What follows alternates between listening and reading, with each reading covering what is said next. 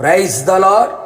అందరికీ ప్రభు అయిన యేసు క్రీస్తు నామములో యేసయ్యను ప్రేమించు వారందరికీ కృపా కనికరములు విస్తరించునుగాక. ఈ దినపు యేసయ్య జీవపు మాట 125వ కీర్తన 4వ చరణం. యెహోవా మంచివారికి మేలు చేయుము. యేసయ్య చేత పిలువబడి ఏర్పాటు చేయబడి ఆయన అడుగు జాడలలో నడిపించబడుచున్న పరలోక సంబంధులారా, మన యేసయ్య మంచివాడు. ఆయనకు మనము కృతజ్ఞతాస్తుతులు చెల్లించవలెను. మంచి వారికి మేలు చేయు దేవుడై ఉన్నాడు. అవును, భక్తుడు ఆయన సన్నిధిలో కోరుకున్న కోరిక మంచి వారికి మేలు చేయుము అని.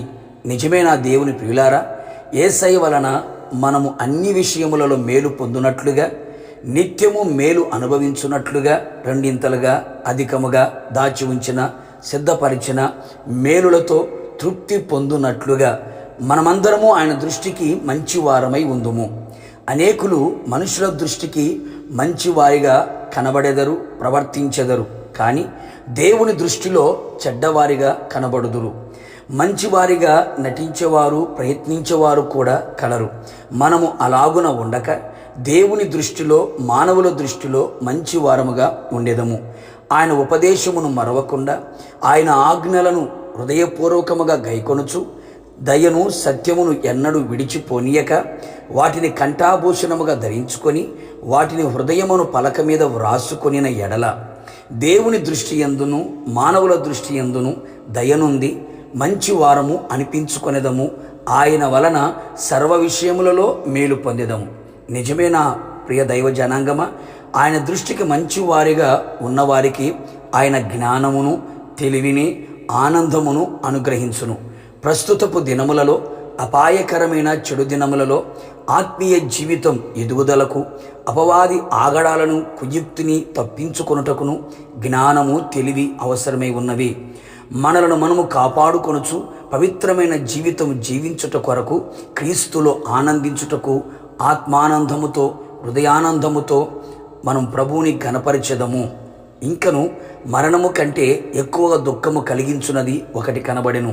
అది వలల వంటిదై, ఉరుల వంటి మనస్సు, బంధకముల వంటి చేతులు కలిగిన స్త్రీ లేక లోకము.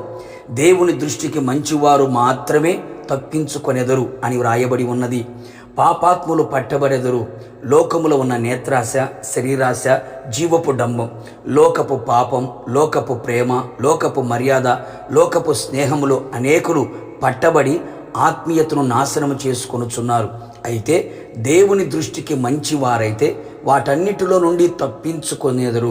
పెళ్లి కుమార్తెగా సిద్ధపడి పెళ్లి కుమారుడిని యేసయ్యను, మేఘారుడై వచ్చుచున్న యేసయ్యను మధ్యాకాశమును ఎదుర్కొని యుగయుగములు ఆయనతో కూడా నిలిచెదము. ప్రార్థన. పరిశుద్ధుడా, పరిపూర్ణుడా, మీ పరిశుద్ధమైన పాదములకి కోట్లాది స్తోత్రం చెల్లిస్తున్నాం. మీ అపారమైన ప్రేమ చేత మరొకసారి మమ్మల్ందరినీ మీ పాద సన్నిధిలో నిలిపినందుకే మిమ్మల్ని స్తుతిస్తూ ఉన్నాం. మంచి వారికి మేలు చేసే మంచి దేవుడా, మేము మీ దృష్టిలో, మానవుల దృష్టిలో మంచి వారిగా కనబడినట్లుగా మీరు కృప దయచేయమని ప్రార్థిస్తూ ఉన్నాం. మీ ఆజ్ఞను గైకొని, మీ ఉపదేశాన్ని మరవకుండా కంఠాహారం వల్ల వాటిని ధరించుకొని హృదయం అనే పలకల మీద రాసుకోవడానికి కృప దయచేయండి. మీ దృష్టికి మంచివారిగా, పరిశుద్ధులుగా మేము కనబడినట్లుగా ఈ లోక మాలిన్యం అంటకుండా కాపాడుకోవడానికి కృప దయచేయమని ప్రార్థిస్తున్నాం.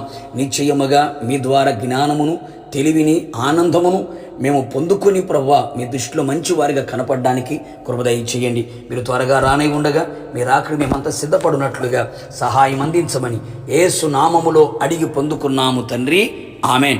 నిశ్చయముగా మీరుని మీ కుటుంబ సభ్యులందరూ యెహోవా దృష్టికి మంచి వారై ఆయన వలన మేలు పొందుదురుగాక. God bless you.